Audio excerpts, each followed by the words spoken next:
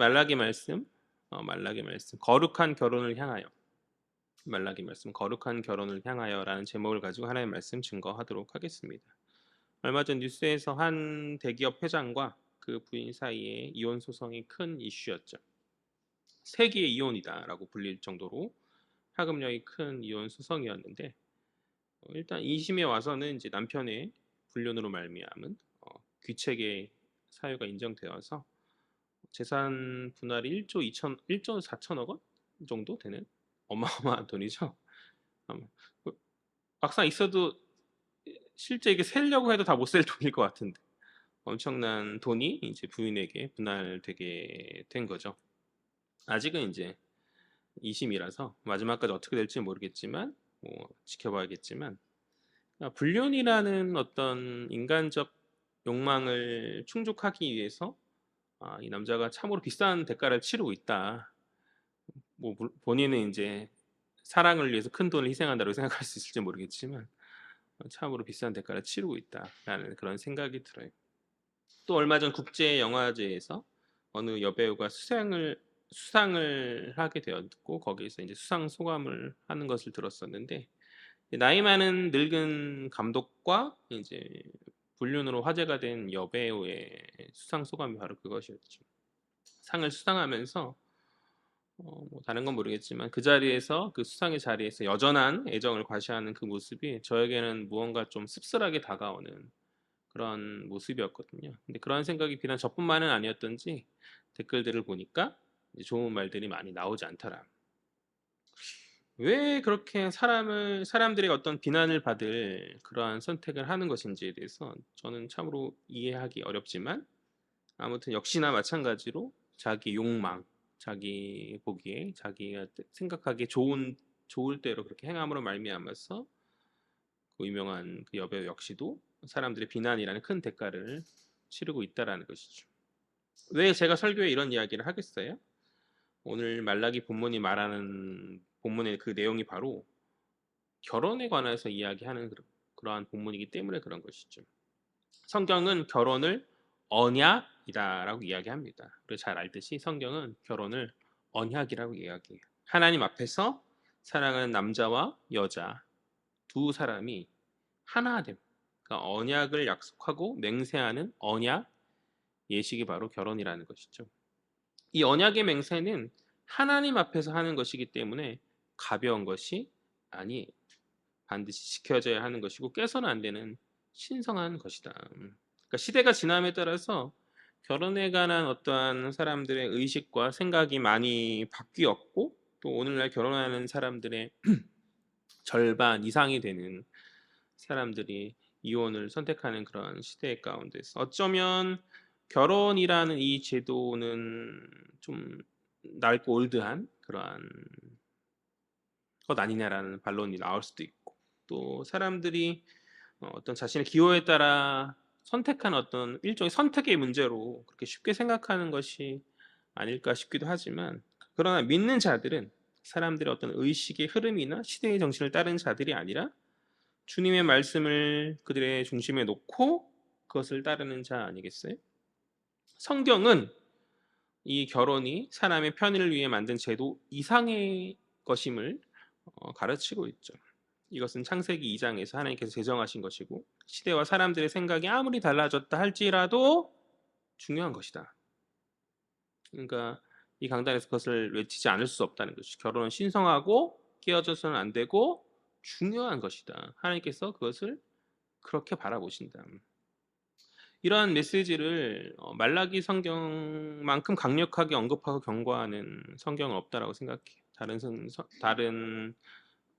성경 66권의 다른 성경 가운데서 특별히 이제 말라기에 이것을 굉장히 직접적으로 강력하게 메시지를 주고 있는데, 이것은 단순한 문제가 아닌 먼저는 성결의 문제이고, 결혼을 통한 거룩한 백성을 이루시기를 원하시는 하나님의 그 계획과 뜻에 관한 문제이기 때문에, 오늘날 하나님의 뜻하심 안에 세우신 이 결혼이라는 제도를 어떤 자신의 욕망과 자신의 어떠한 이기심을 충족하기 위한 도구로 바꾸려는 이 시대의 여러 도전들 앞에서 우리는 이 말라기 말씀을 다시 한번 우리가 살핌을 통해서 주의 뜻과 주님의 어떤 그 마음을 다시금 우리 마음 가운데 새길 필요가 있다라는 것이죠.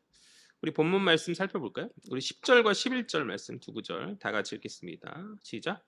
우리는 한 아버지를 가지지 아니하였느냐? 한 아버지께서 지으신 바가 아니냐? 어찌하여 우리 각 사람이 자기 형제에게 거짓을 행하여 우리 조상들의 언약을 욕되게 하느냐? 유다는 거짓을 행하였고 이스라엘과 예루살렘 중에서는 가증한 일을 행하였으며 유다는 여호와께서 사랑하시는 그 성결을 욕되게 하여 이방신의 딸과 결혼하였으니. 아멘. 먼저 10절을 보면 한 아버지를 가졌다. 그리고 하나님께 지으심을 받았다라고 말라기 선지자는 이야기하죠. 다시요. 한 아버지를 가졌고 한 하나님께 이제 그들이 지으심 받았다라고 말라기 선지자는 이야기한다. 이는 창세기의 맥락이죠. 창세기의 맥락. 하나님 사람을 지으심으로 말미암아서 자연히 모든 사람의 아버지가 되시는 것이죠. 모든 사람은 하나님을 아버지로 이렇게 모셔야 하는 것이죠. 창세기에는 2장에서 우리가 잘 아는 굵직한 사건이 하나 있거든요.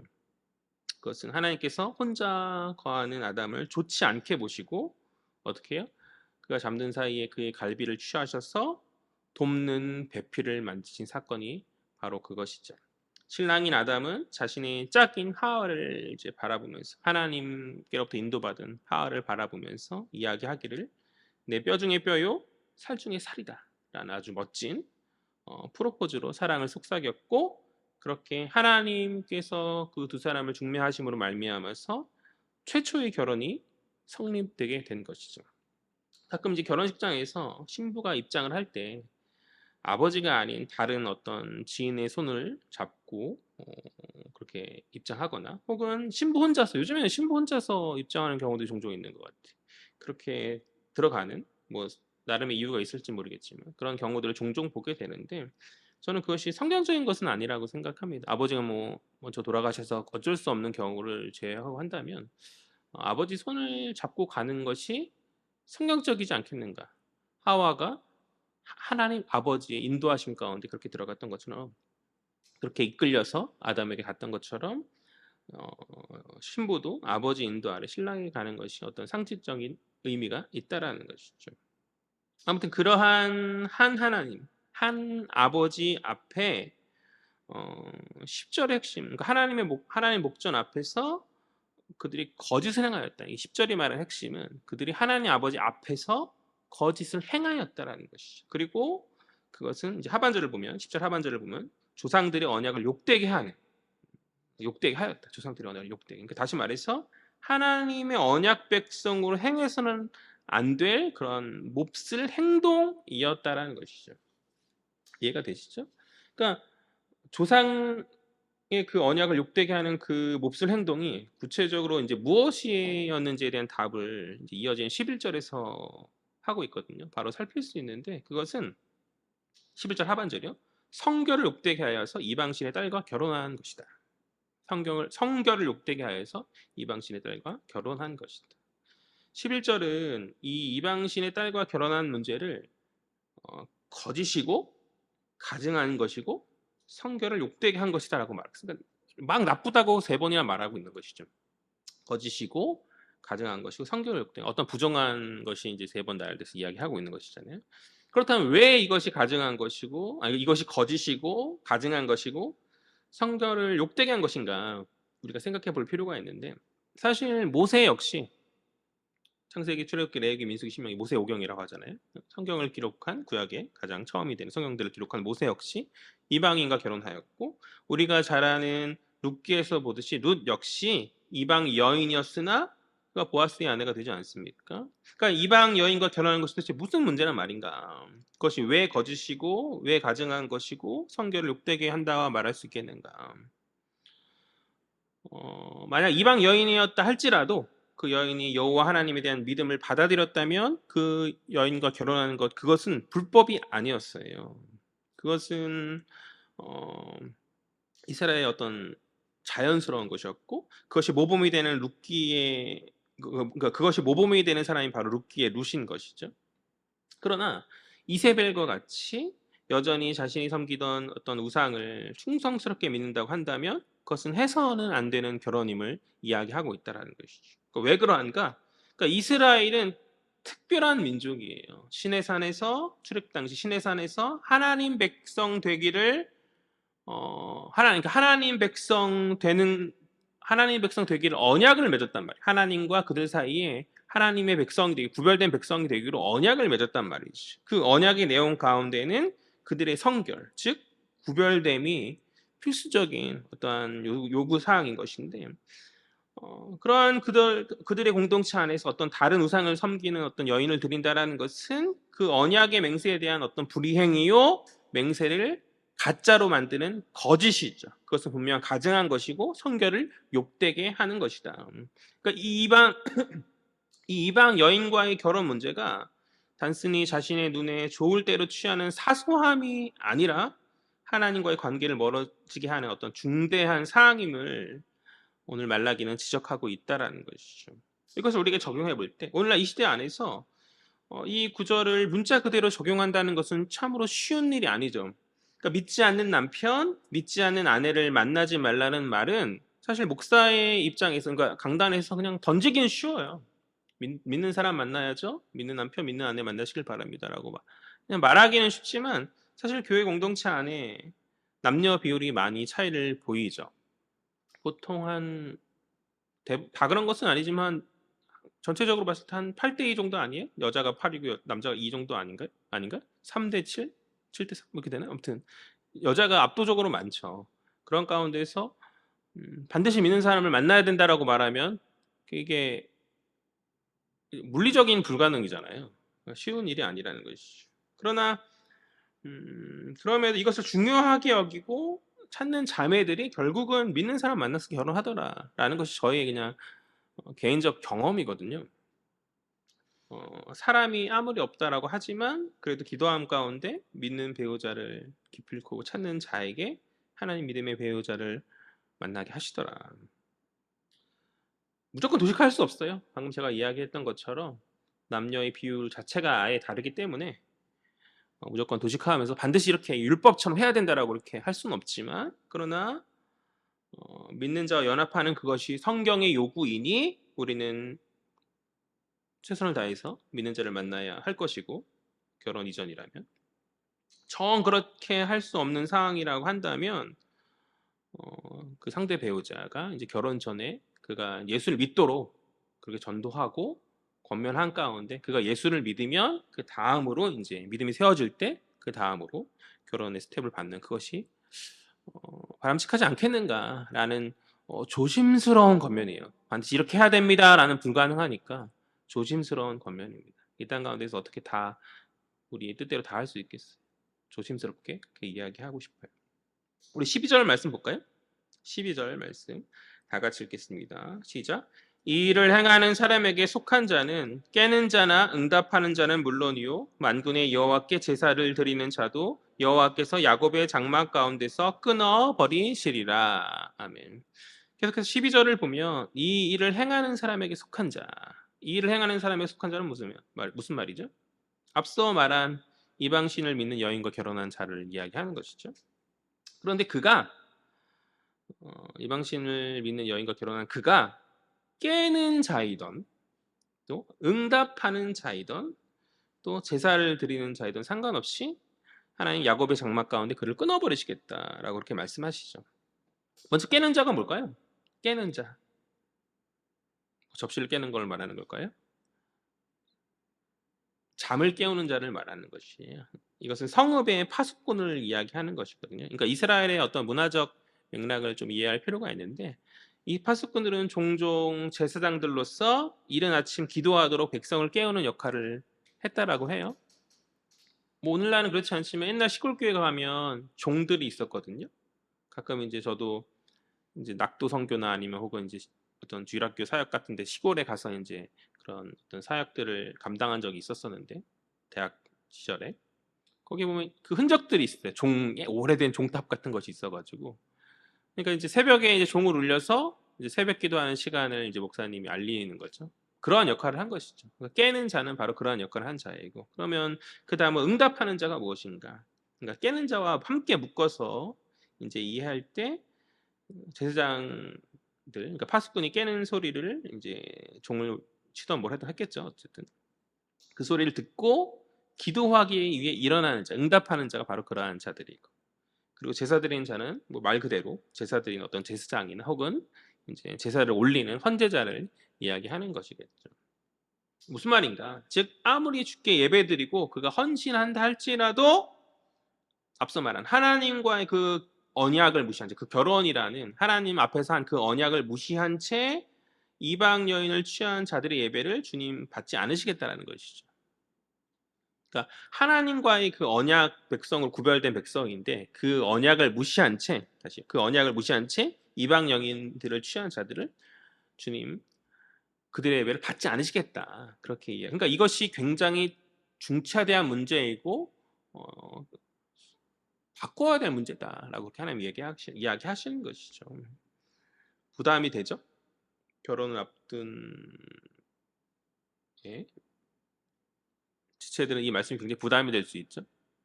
반드시 믿는 사람 만나야 되는구나라는 부담을 주는 거죠. 믿는 자 만나라라는 그런 메시지를 주고 있는 것이죠. 왜냐하면 이것이 하나님과의 관계, 그러니까 예배는 하나님과의 소통인 거잖아요. 이것과 밀접한 연관이 있는 문제이기 때문에 반드시 그렇게 하라라고 저는 말해야죠. 물론 이제 이 시대의 상황 가운데서 어쩔 수 없음을 제가 이해하지 못함은 아니지만 잘 하실 수 있죠. 그러니까 아무리 주께 헌신하고 뭐 한다고 할지라도, 그러니까 근원적인 정말 중요한 선택의 문제 앞에서 믿음으로 서지 못함에 대한 지적인 거죠. 그렇게 하라. 그 믿음 가운데 설 때 하나님 좋은 배필을 만나게 하여 주실 줄 믿습니다. 아멘. 또한 야곱의 장막 12절 하반절을 또 계속해서 보면 야곱의 장막에서 끊어버리겠다라고 말씀하시죠. 우리는 앞서 벌써 한 몇 주 전의 일이어가지고 기억하실지 모르겠지만 야곱의 형제인 에서가 이제 언약 가문에서 끊긴 그 내용에 관해서 우리가 앞장들을 말라기 1장을 살필 때 우리가 언급하였었거든요. 말라기 역사적인 어떤 배경 지식 가운데 하나가 에서의 후예인 에돔의 멸망이죠. 하나님의 사랑이 어디 있습니까라고 이스라엘 백성들이 막 하나님 앞에 따졌잖아요. 말라기서 1장에서 하나님 사랑이 도대체 어디 있는가, 우리가 이렇게 고생하고 포로에서 해방된 이후 보복 당해 왔지만 얼마나 공고해요. 예루살렘 성전 다 망가져 있고 막 여러 가지 힘든 상황 가운데 도대체 하나님의 사랑이 어디 있는가, 우리가 왜 여전히 회복이 빨리 오지 않고 약속된 그 성전에 도대체 언제 영광의 그날이 언제 임하게 되는가라고 막 따지는 그날, 그러한 모습 가운데 이제 말라기 선지자는 에돔의 멸망을, 이스라엘의 이웃 나라였던 에돔의 멸망을 예시로 들면서 그들이 멸망했지 않냐, 그리고 그들은 회복되지 못했지만 그러나 너희는 비록 멸망하고 고난 가운데 70년의 세월을 보냈지만 그 고통의 시간이 지난 후 너희는 고향 땅으로 돌아와서 회복되고 이렇게 민족의 정체성을 지키며 살 수 있게 되지 않았느냐, 이것이 하나님의 사랑이 아니겠느냐고 말라기 선지자가 그렇게 이야기하잖아요. 그들이 하나님의 사랑을 받는 자임을, 그러니까 에돔과는 다르게 멸망에서 끝내버릴 하나님 다시는 그들을 회복시키지 않겠다 선언하시잖아요. 그들이 아무리 쌓고 높인다 할지라도 다시 무너뜨리겠다 말씀하시잖아요. 그러니까 멸망받을 에돔과는 다르게 너희는 회복될 자들이고 사랑받는 자임을 백성들에게 이제 말라기 선지자는 주지시켜 주는 것이죠. 그것이 말라기 1장 초반의 말씀인데, 그런데 2장에 와서 말라기는 1장의 말과는 다르게 야곱의 장막에서 그들이 끊어짐을 당한다 말하고 있어요. 즉 에돔처럼 될 것이다 말하는 것이죠. 1장에 다시는 세워지고 높여지지 못할 에돔처럼 될 것이다라고 말하고 있다는 것이죠. 과거 창세기에서 에서가 언약의 가문 가운데서 끊어진 이유가 무엇이죠? 장자였음에도 불구하고 혈통적으로 장자였음에도 불구하고 하나님과의 어떤 언약 가문으로서의 어떤 책임과 그런 것을 좋아하지 않고 하나님과의 관계에 많은 관심을 두지 않았어요. 그 역시 이방 여인과 결혼한 자였고 여러 가지 부분에 있어 자격이 없는 그러한 사람이었잖아요. 마찬가지인 거죠. 오늘 이스라엘 역시 언약 가문이라고 하는 야곱의 후에 언약 가문이라 하는 혈통적 야곱의 가문에 속해 있으나 그런 그들 역시 그 언약의 울타리 바깥으로 에서처럼 쫓겨날 수 있음을 지금 말라기 이야기하는 것이거든요. 왜 그러한가? 이방 여인 간의 이 결혼 문제 때문에, 이 결혼의 문제가 단순히 옳고 그름의 문제를 넘어서서 구별됨과 거룩을 위협하게 하는 그러한 문제이기 때문에 말라기 선지자는 너희들의 그 어떤 예배보다 너희가 새벽에 일어나서 소리를 듣고 깨어서 나와서 하나님 앞에 기도하고 제사를 올리고 나는 어떤 예식적 그런 모든 행위를 넘어서서 이것이 더 중요하다는 것이죠. 그러니까 이것이 믿음의 공동체를 지키는 올바르고 구별된 그러한 것이기 때문에 너희가 이런 올바르고 구별된 결혼을 시행해야만 된다라고 이야기하고 있다는 것이죠. 우리 13절과 14절 볼까요? 13절, 14절 다 같이 읽겠습니다. 다 같이 읽겠습니다. 시작. 너희가 이런 일도 행하나니 곧 눈물과 울음과 탄식으로 여호와의 제단을 가리게 하는도다. 그러므로 여호와께서 다시는 너희의 봉헌물을 돌아보지도 아니하시며 그것을 너희 손에서 기꺼이 받지도 아니하시거늘 너희는 이르기를 어찌 됨이니까 하는도다. 이는 너와 내가 어려서 맞이한 아내 사이에 여호와께서 증인이 되시기 때문이라. 그는 내 짝이요 너와 서약한 아내로되 내가 그에게 거짓을 행하였도다. 아멘. 13절에서 이제 너희가 이런 일도 행하였다. 이런 일도 행하였다라는 이 구절을 통해서 앞선 문제와는 또 다른 문제가 이스라엘 백성 가운데 있음을 이제 말라기는 언급한 가운데 그 문제가 무엇인가? 그 문제는 눈물과 울음과 탄식으로 여호와의 제단을 가린 것이다. 그로 인해서 여호와 하나님께서는 그들의 재물을 마찬가지로 받지 않으시겠다라는 것이죠. 그런데 14절을 보면 그들이 자신들의 제사를 주님이 왜 받지 않으시는지 그들이 알지 못해요. 그렇게 알지 못한 채 주님께 또 따지는 거예요. 반문하는 것이 이게 어찌 된 겁니까? 왜 내 제사를 주님 받지 않으시죠? 어떠한 건지 모르겠지만 어떤 영적인 소통함 가운데 그들이 하나님으로부터 단절을 경험하고 있는 것 같아요. 하나님 그들에게 침묵하시는 그런 경험을 그들에게 허락하셔서 그들이 이제 왜 하나님 내 이렇게 잘 준비해 가지고 막 하고 있는데 왜 안 받으시지? 사실 뭐 잘 준비한 것도 아니지. 1장에 우리가 내용을 봤듯이 눈먼 것, 저는 것 막 이랬잖아요. 근데 어쨌든 간에 예배의 형식으로 하나님 앞에 나아가고 있는데 우리들처럼 예배 앉아 있고 막 하고 있는데 하나님 내 인생 안에서 응답하여 주시지 않고 뭔가 역사하여 주시지 않는 그러한 어떠한 그러한 것들을 그들이 느낌 가운데 깨달음 가운데 하나님께 반문하는 거죠. 왜 이게 어찌된 일인가? 이에 이제 주님께서는 말라기 선지자를 통해서 말씀하시기를 그 이유에 대한 답을 주시는데 그 이유는 무엇인가? 하반절이죠. 어려서 맞이한 아내를 버린 것 때문이다. 14절. 어려서 맞이한 아내를 너희가 버려서 그런 것이다. 그러니까 젊은 시절 열정 가운데 사랑함으로 아내를 얻었어요. 얼마나 뜨거워요. 처음에. 그렇죠? 얼마나 뜨겁습니까? 같이 있는 것이 뭐 여름이나 아무리 덥고 뜨거워도 붙어 있잖아요. 가끔 이제 아내랑 이렇게 걸어갈 때 보면은 요즘 얼마나 더워요. 막 답답하고 힘든데 이게 착 달라붙어 가지고 이렇게 가는 이런 걸 볼 때가 굉장히 있거든요. 와, 이 더위에 저럴 수 있다는 게 굉장히 신기하면서도 한편 '아 저럴 때가 있었지.'라는 그런 생각을 하게 되는 것 같거든요. 그 열정 가운데 헤어지기 싫어 가지고 저는 사실 결혼하는 많은 이유 중에 하나가 아내 보내는 게 싫어 가지고 헤어지기 싫어서 빨리 결혼해야겠다는 생각을 했거든요. 그래서 인제 연애하고 초반 한 2주 정도 지나고 '아 집에 보내기 너무 싫어서 그냥 결혼하자.' 계속 이렇게 졸라서 제가. 그래서 결혼을 하게 되었는데 그런데 그러한 초반에 있었던 열정들이 제가 그랬다는 얘기가 아니라 시들어갔다라는 거죠, 이들이. 저는 아직도 그렇습니다. 그들이 다 시들어가서 그들은 자신의 그 욕망을 위해서 자신의 아내를 오늘 보니까 버리는 거죠. 그러니까 젊은 시절 사랑했던 어려서 취한 그 아내를 그러니까 오랜 시간이 지난 가운데 이제 일상이 되고 어떤 보면 타성의 어떤 그런 가운데 뭐라 그러죠? 권태기라고 하나요? 네, 그렇죠. 그런 가운데 이제 함부로 하고 밖에서 찾는 거죠. 밖에서. 젊은 여자를 취했을 수도 있어요.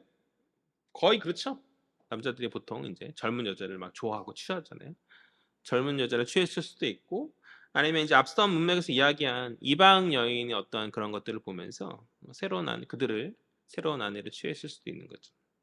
어쨌든 간에 그러한 그들의 행동이 야기시킨 거예요. 버림받은 여인들의 어떤 눈물과 울음과 탄식을 자아내게 하였고 그런 비탄의 소리가 제단을 가리고 있으니, 제단을 덮고 있으니 그 어떤 제물과 그 어떤 봉헌물도 하나님 앞에 온전히 올려질 수 없는 거죠. 그것을 이야기하고 있는 것이거든요. 결혼 여식을 통해서 아버지 손에 인도된 신부의 눈에 눈물이 나게 하면 아버지는 가만히 있을 수 없는 거죠. 그렇지 않겠어요? 자신의 딸을 슬프게 하는 사위를 어느 아버지가 용납할 수 있겠는가? 오늘 우리 하나님 아버지의 마음이 바로 그것임을 말라기 선지자의 입을 통해서 이야기하고 있다. 앞서 이야기했지만 성경에서 말하는 결혼은 하나님 앞에서의 언약입니다. 14절에서 보듯이 여호와 하나님 그분께서 증인으로 참석하시는 거룩하고 깨어져서는 안 되는 신성한 것이다. 아내는 주님 앞에 서약한 배필이고 주님께서 짝으로 삼으신 동반자임을 기억해야 하는 줄 믿습니다. 반대도 마찬가지이고, 요즘 너무나 그것에 대해서 깊게 생각하지 않는 것 같아요. 그냥 나의 좋은 감정에 따라서 선택하는 나의 일종의 기호 정도로만 생각하는 것 같아요. 그것 이상의 것이다. 그러한 연합의 맹세를 신자는 깨트려서는 안 되는 줄 믿습니다. 특별히 오늘날 이 시대에 자행되는 어떤 많은 불륜의 소식들, 제가 설교 소돈에도 이야기했던 것처럼 그런 어떤 이유들로 어떤 이 결혼을 좀 자기 욕망을 정당하기 위한 도구로서 결혼을 많이 이용하고 또 많이 무너뜨리고 그렇게 하는 것 같아요. 신부의 아버지이신 하나님께서 용납하지 못할 죄임을, 그러한 것들이 죄임을 우리는 기억해야 된다. 물론 이 앞서도 말한 것처럼 이혼의 문제이잖아요. 이 이혼의 문제를 하지 말라는 금지의 명령으로 도식화하기가 참으로 어려워요. 참으로 어렵습니다. 왜요? 이 시대에 결혼한 자들의 절반 이상이 이혼을 하는 시대 가운데서 무조건 이혼하지 말라라는 그 말 역시 참으로 조심스러운 그런 권면이 아닐 수 없는데, 그러나 원래 원칙은 결혼은 절대로 깨어져서는 안 된다. 그러나 인간이 완악함으로 말미암아서 어쩔 수 없이 이혼을 예외적으로 허용하는 그런 경우들이 있거든요. 두 가지로 정리할 수 있을 것 같은데, 그것은 믿지 않는 배우자 이혼 요구, 믿지 않는 배우자. 두 사람이 믿는다면은 이혼은 하나님께서 기뻐하시는 것이 아니니 이혼하지 않으려 하겠죠. 그런데 이제 결혼 어떻게 결혼하다 보니까 믿지 않는 배우자랑 결혼하게 되었을 때, 그런데 그 나는 믿음으로 말미암아 이혼을 하지 않겠다라고 마음을 굳세게 먹어도 이게 나 혼자만의 어떤 의지로 될 문제가 아니잖아요. 상대 배우자가, 믿지 않는 상대 배우자가 당신과 못 살겠다, 이혼해야겠다 이렇게 말했을 때 지키려고 노력은 할 수 있지만 그건 내가 어쩔 수 없는 문제이니 그럴 경우에는 이혼을 허락하는 것이죠. 또 다른 이혼에 허용되는 예외는 뭐겠어요? 앞서 말한 어떤 불륜의 경우, 상대 배우자가 이제 온전히 자신을 사랑하지 않고 다른 뭐 여자나 뭐 다른 남자 이렇게 기웃하면서 그렇게 왜 어떤 간음의 어떤 그런 간통의 그런 일들을 했을 때의 경우에는 이제 성경 가운데서 이제 이혼을 허용하는 것이죠. 그러나 원칙은 어, 이혼은 성경을 말하지 않는다. 그러니까 이러한 특별 예외적인 경우가 아니라면 믿는 자들은 결혼을 지키도록 애쓰고 노력해야 하는 줄 믿습니다. 그것이 하나님의 뜻이고 성경의 가르침이기 때문에 저랑 아내를 설교 강단에서 이야기하는 것은 별로 이렇게 잘 하지 않는데 아니라고 하는데 저랑 아내는 행복하게 잘 살고 있어요. 이제 아기도 나오고 기뻐하시는 가정을 이루려고 그렇게 하고 있습니다. 그런데 저랑 아내는 이혼의 위기가 없었겠어요? 말하진 않지만 두 사람 다 네, 여기까지 할게요. 순간순간 그럴 경우들이 참 많이 있죠. 그러나 그럴 때에 참지 못하고 그냥 갈라서 하고 이렇게 해서 안 된다는 것이죠. 사랑을 오래 참는 것 아니겠어요? 감싸주는 것 아니겠습니까? 어, 각자 자신의 어떠한 연약함으로 말미암아서 이 연합을 깨뜨리지 않도록, 혹은 어느 한 사람의 어떤 이기적인 어떤 욕망의 이끌림으로 말미암아서 이 결혼의 신성한 연합이 깨어지지 않도록 우리는 항상 깨어서 이것을 잘 지키도록 해야 한다라는 것이죠. 우리 15절, 16절 다 같이 볼게요. 이제 거의 끝나가고 있어요. 15절, 16절 다 같이 읽겠습니다. 시작. 그에게는 영이 충만하였으나 오직 하나를 만들지 아니하셨느냐? 어찌하여 하나만 만드셨느냐? 이는 경건한 자손을 얻고자 하심이라. 그러므로 내 심령을 삼가 지켜 어려서 맞이한 아내에게 거짓을 행하지 말지니라. 이스라엘의 하나님 여호와가 이르노니 나는 이혼하는 것과 옷으로 학대를 가리는 자를 미워하노라. 만군의 여호와의 말이니라. 그러므로 너희 심령을 삼가 지켜 거짓을 행하지 말지니라. 아멘. 15절을 보니까 영이 충만한 하나님께서 오직 몇 개를 만드셨다 말하죠? 하나를 만드셨다라고 말하고 있어요. 영이 충만하신 하나님께서 두 개도 아니고 세 개도 아니고 오직 하나를 만드셨다라고 말합니다. 이는 에덴 동산에서 만물을 창조하시고 충만한 영 가운데 창조하신 그 하나님께서 이제 아담에게 오직 한 명의 아내, 누구죠?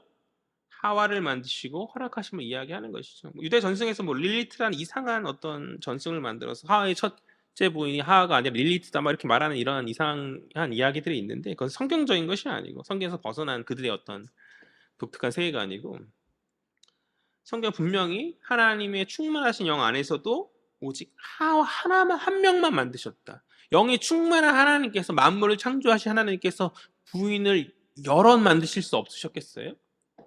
여러 만드실 수 있으시죠. 아담에게 첫째 부인, 둘째 부인 그렇게 한번 취향대로 너에 맞는 사람 골라봐라 이렇게 하실 수도 있었겠죠. 그런데 그렇게 하지 않으시죠. 오직 하와 한 명만 이끄셔서 아담에게 보여주시는 것이죠.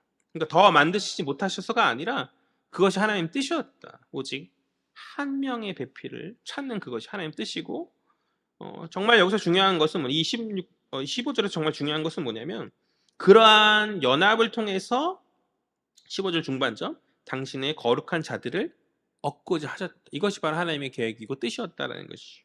그러니까 생육과 번성은 창세기에서 인간에게 하신 하나님의 큰 명령이죠. 오늘날 뭐 딩크족이다, 뭐 비혼이다라고 뭐다 하면서 이상한 자꾸 사상들이 난립하고 있는 것 같아요. 저는 이런 말을 자체를 만드는 것 자체가 별로예요.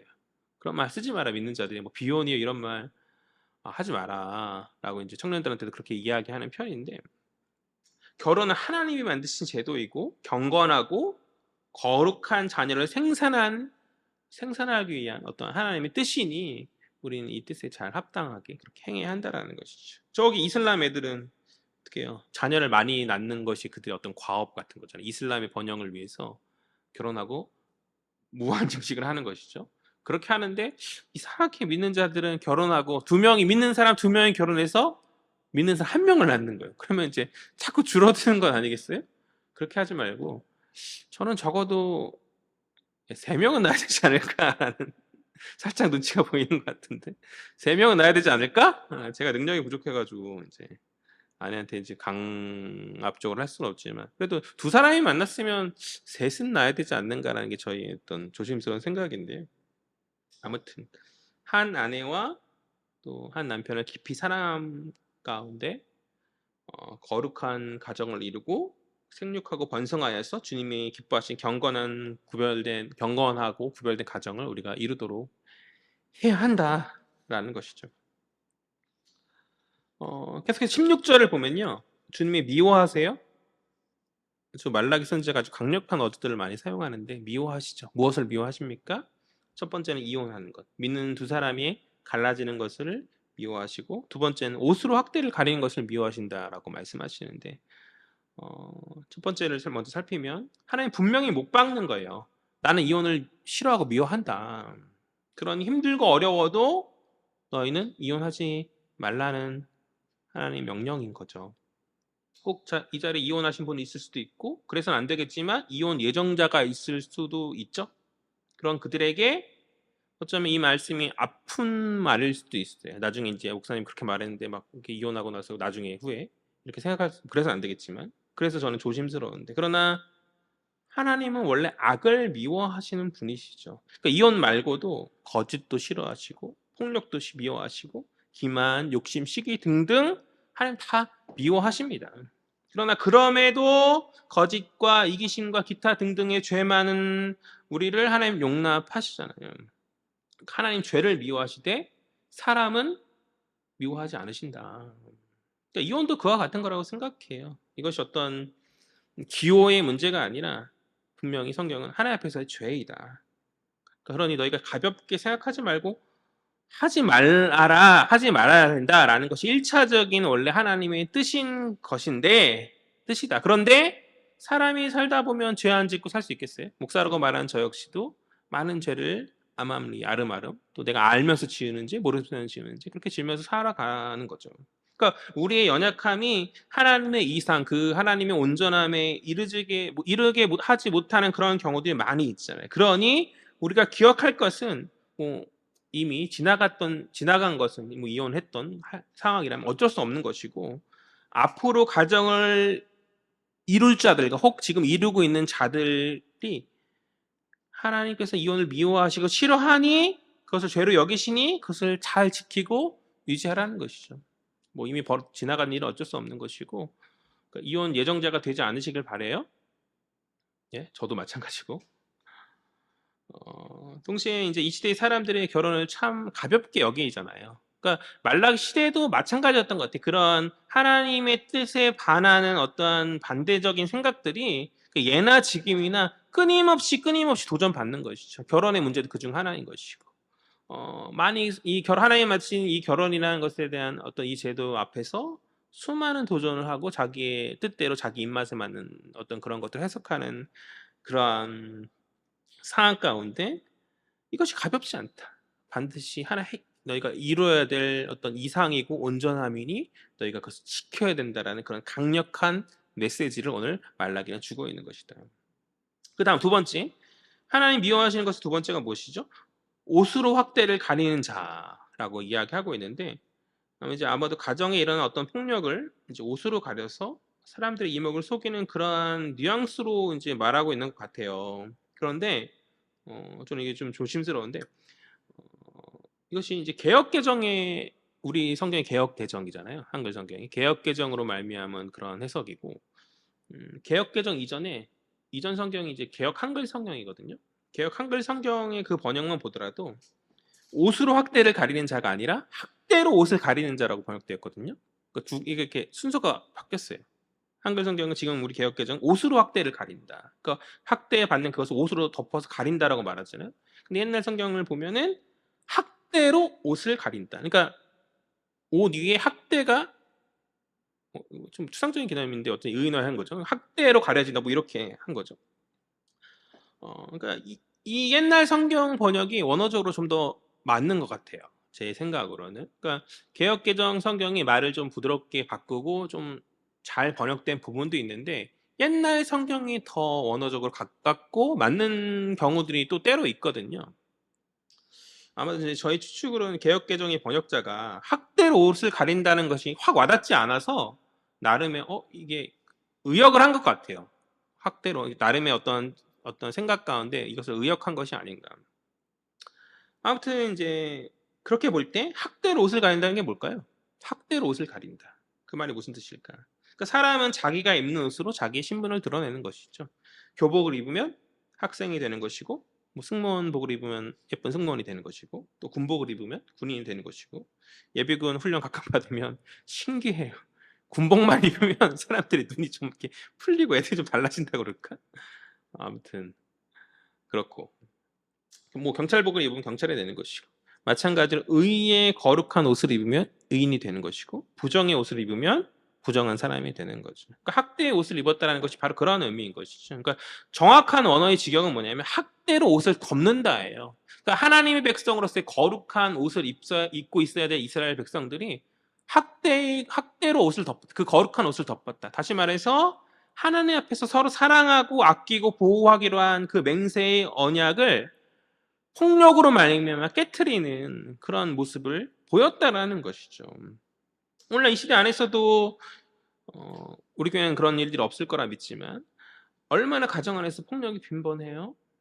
언어로 말미암은 폭력, 혹은 정말 물리적인 어떤 폭력, 뭐 물건을 집어 던진다든지 여러 가지 어떤 자신의 어떤 분과 감정을 이기지 못함 가운데 상대를 인격적으로 온전하게 바라보지 못하고 그렇게 잘못을 저지르는 그러한 모습들이 참 빈번하죠. 과거에는 이것이 남자들만의 어떠한 그런 행태였던, 요즘에는 시대가 많이 바뀌긴 했나 봐요. 여자에게 많이 맞아 가지고 이렇게 하는, 그렇게 막 하는 경우들이 '어떻게 맞을 수 있지?'라는 생각이 저는 들면서도, 예, 요즘 여자들 헬스도 하고 막 권투도 하고 막 하니까 이제 아무튼 그렇습니다. 웃을 일이 아니죠 사실은. 굉장히 심각한 그런 문제가 빈번하다. 빈번하다. 믿는 자는 너무나 당연하게도 그래서는 안 된다는 것이죠. 16절 하반절을 보면 너희 심령을 삼가 지키라고 그렇게 말하지 않습니까? 지켜야 된다. 그러한 분한 마음이 들어도, 입으로 어떤 부정한 말이 내펴질 것 같아도 입을 막고 나의 마음을 중심을 붙잡고, 네, 심령을 지킨 가운데 내 사랑하는 배우자 또는 배필을 함부로 행해서는 안 된다. 폭력을 행해서는 안 된다. 완벽한 결혼은 없어요. 결혼을 앞둔 예비 청년들도 있지만, 나름의 어떤 완벽한 결혼을 기대하고 있을지 모르겠지만 완벽한 결혼은 없습니다. 그러나 분명 많은 실패와 어려움의 과정을 겪을 거고, 심령을 지키지 못하고 흔들리는 과정들을 반드시 경험하게 될 거예요. 제가 이제 불길한 예언을 하는 거죠. 반드시 그렇습니다. 반드시 분명 그럴 거. 저는 확신할 수 있어요. 완벽한 결혼이 여러분들의 인생에 도래할 수 없어요. 네, 그것을 꿈꿀 수 있을지 모르겠지만, 그렇죠? 그렇죠. 경험 많으신 분들이 많이 계시는데 그러하죠. 그럴 수 없습니다. 그러나 우리는 그렇다 할지라도 그 온전한 결혼의 그 이상을 포기하고 자포자기해서는 안 되는 거죠. 그러니까 우리는 하나님의 그 높은 기준을 향해 나아가라고 부름받은 자들이니, 하나님께서 오늘 거룩하고 구별된 결혼을 원하시면 그 거룩한 결혼을 향하여서 결혼을 이제 준비하는 어떤 예비자들이나 결혼 가운데 있는 자들이 그렇게 행하여야 하는 것이죠. 그렇게 우리가 서로에게 헌신하는 그것이 하나님 뜻이고 하나님께 헌신하는 것이다. 하나님께 어떤 예배 행위를 드리는 그것보다 하나님 기뻐하신 가정을 이루는 그것을 하나님 더 기뻐하신다. 아멘? 그런 멋진 가정을 위해서 살아가는 저와 아내, 그리고 또 마찬가지로 각 가정들, 또 그것을 위해서 기도함 가운데 준비하는 여러분 가운데 그렇게 이루시기를 주 이름으로 간절히 소망합니다. 어렵고 힘들어도 사랑은 용납하는 것이다. 사랑은 오래 참고 감싸주며 바라고 믿고 참아내는 것이기에, 우리는 그러한 중심을 품고 영원토록 변함없는 신실함으로 우리 사랑하는 배우자를, 또 예비하실 배우자를 기대하면서 그들을 대해야 된다. 비록 우리가 연약해서 그 이상에 미치지 못할지라도 주님 주신 은혜 안에서 날마다 다시 한번 되새기고 주님 앞에 최선을 다하면서 그 하나님 기뻐하시는 그 사랑의 모습을 완성하고자 분투하면서 애써야 하지 않겠는가. 그것이 오늘 본문의 메시지인 것이죠. 예수님의 첫 번째 이적이 뭔지 아세요? 요한복음에 나오거든요. 예수님의 첫 번째 이적. 예수님의 첫 번째 이적은 물을 포도주로 만드신 사건이에요. 이제 가끔 청년들이 농담 삼아서 주님이 처음 하신 이적이 이제 술 만드시는 거 아니야, 양조의 일을 하신 것이 아니냐. 주님이 술 만드셨으니 이제 술 마시면 안 되는 마셔도 되는 거 아니에요라고 이제 농담식으로 이야기하는 청년들이 가끔씩 있어요. 근데 포도주 만드신 그 이적은 기억하면서 그 이적을 행하신 장소가 어디였는지 이렇게 깊게 잘 인식하지는 못하는 것 같아요. 그 이적을 행하신 장소가 어디이죠? 바로 가나는 지명이고 가나의 한 혼인 잔치 자리였죠. 주님 결혼식에 참석하셔서 신랑과 신부를 축하하셨다. 이것만큼 확실히 주님이 결혼을 지지하시고 복을 내리신다는 증거가 어디 있겠어요? 또한 당신의 여러 가르침 가운데서 이제 결혼에 관한 어떤 율법, 특별히 마태복음을 보면 결혼에 관한 당신의 가르침 가운데서 결혼에 관한 율법을 해설하시면서 그 올바른 중심을 주님 가르치시거든요. 마태복음 19장 6절 제가 읽을게요. 그런즉 이제 둘이 아니요 한 몸이니 그러므로 하나님이 짝지어 주신 것을 사람이 나누지 못할지니라. 아멘. 결혼은 연합이고 하나됨입니다. 이 연합은 사람이 깰 수 없고 껴서는 안 된다. 그것이 성경이 가르치며 신장이 마땅합니다. 오늘날 이 시대는 가정의 깨어짐, 어, 이혼의 어떠한 그것이 하나의 선택 사항이 된 것 같아요. 물론 그 과정이 여전히 그들에게도 고통스럽고 나쁜 경험임을 인정하지만 하나님이 미워하시고 하나님의 뜻에 반하는 이름을 믿는 자들 역시 자학하지 못한 세상 사람들이 그러하듯 자학하지 못하고 있는 것이 아닌가. 그러하기 오늘 이 말라기 말씀 우리가 더욱 마음에 새겨야 하는 줄 믿습니다. 결혼은 주님 앞에서 행하는 언약의 맹세이고 주님 제정하신 거룩한 제도이다. 거룩한 제도이다. 이 하나님의 거룩한 명령 앞에서 우리가 행할 거는 신실함이죠. 신실함. 신실함이 무엇이에요? 변함없이 행하는 것. 처음 어려서 아내를 취했었던 뭐 남편을 취했을 때 그 뜨거운 열정, 첫사랑이라고 할까요? 그것을 변하게 하지 마세요. 그러니까 습관적으로도 이제 옛날에는 그랬지 하면서 이렇게 또 아내를 또 낮추거나 또 남편을 낮추고 이런 경우도 아내가 집에 없는 게 나는 더 좋아라든지 물론 진짜 그럴 수도 있어요. 저는 안 그럽니다. 진짜 그럴 수도 있는데 그래도 그걸 굳이 말할 필요 없잖아요. 그냥 농담식으로 아마 아유 아내가 어디 친정되니까 이렇게 편할 게 없어 뭐 이렇게 남편이 어디 낚시 가러 가니까 이렇게 좋을 게 없어 이런 이야기 하지 마시라는 얘기죠. 이런 이야기 하지 말라는 거죠. 아내가 없으니까 불편하다. 신경 써주는 사람이 없네. 뭔가 잠자리가 허전하고. 그러니까 아내 사랑하는 말들을 자꾸 해야지. 자꾸 뭐 농담 삼아 그렇게 결혼보다는 혼자 있는 게 좋아. 아유 총각일 때는 뭐 좋을 때 즐겨라. 이런 식의 이야기들을 하지 않는 것이 좋겠다. 저는 지금 아내를 봐도 두근두근 한다고 말해요. 그거 진짜인지 아닌지는 저만 알 수 있고 주님 아시겠지만 저는 그렇게 말합니다. 그렇게 하는 게 맞다고 생각을 해요. 신실하다. 처음에 그 열정이 끝까지 가는 변함없이 가는 그것이 하나님 기뻐하신 그 모습 아니겠어요? 신랑 되신 주님이 죄로 말미암아 가늠한 여인 우리를 버리지 않으시고 끝내 포기하지 않는 신실함을 보이셨듯이 우리 역시 그분의 신실하심을 본받아서 우리 각자의 배우자에게 신실함으로 서야 하는 줄 믿습니다. 버리지 마세요. 포기하지 마시고 끝까지 참아내면서 감싸지고 용납하고 영원한 사랑으로 만드시고 이루시기를 간절히 소망합니다. 원래 이제 설교 제목을 이혼하지 마라라고 하려고 하다가 너무 좀 센 것 같아가지고 제가 제목을 좀 바꾼 거죠. 사실 이 말라기 선지자가 강력하게 말하는 거예요. 이스라엘 백성들에게. 선지자는 항상 세게 말해요. 왜냐하면 그 시대 선지자가 그 시대에 부름받았다는 그 시대가 참으로 망가지고 무너진 시대여서 이제 강력하게 메시지를 특별히 성경은 말라기 성경은 구약의 마지막 성경이잖아요. 그러니까 이스라엘 어떤 구약의 시대의 마지막에 끝나는 시점과 얼마나 그들의 폐역한 가운데 하나님의 목전에서 악을 범하였는지 그래서 이제 강력한 메시지를 주고 있기 때문에 이혼하지 말라라고 강력한 분위기가 맞게 이걸 어울리는 것도 같아서 이렇게 하려다가 그냥 금지하지 말라는 금지 자체보다는 그러니까 거룩한 결혼을 이루라는 그 어떤 본질적 메시지가 저는 더 앞서고 있다라고 생각해서 이제 제목을 제가 바꿨는데 잘 바꾼 것 같아요. 잘 바꾼 것 같아요.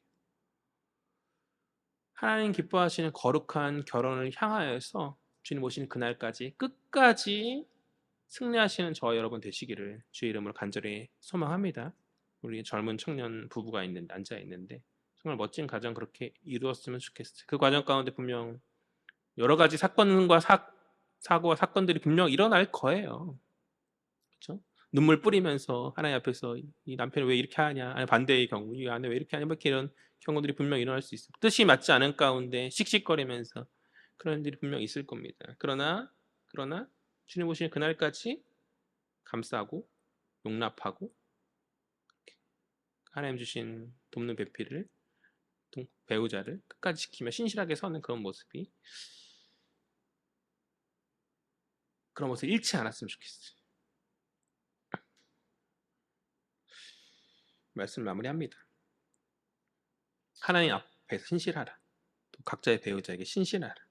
그렇게 주님 기뻐하시는 거룩한 결혼을 완성해 나가는 우리 헤아림의 모든 지체들 되어지기를 또 그러한 주변의 사람들을 위해서 기도하고 응원하는 우리 공동체 되어지기를 주의 이름으로 간절히 소망합니다. 기도하겠습니다. 사랑과 은혜의 주님 참으로 감사합니다. 하나님 기쁘게 받으시는 아버지 그런 귀한 결혼의 모범에 관한 이야기들을 오늘 말씀을 통해서 들었습니다.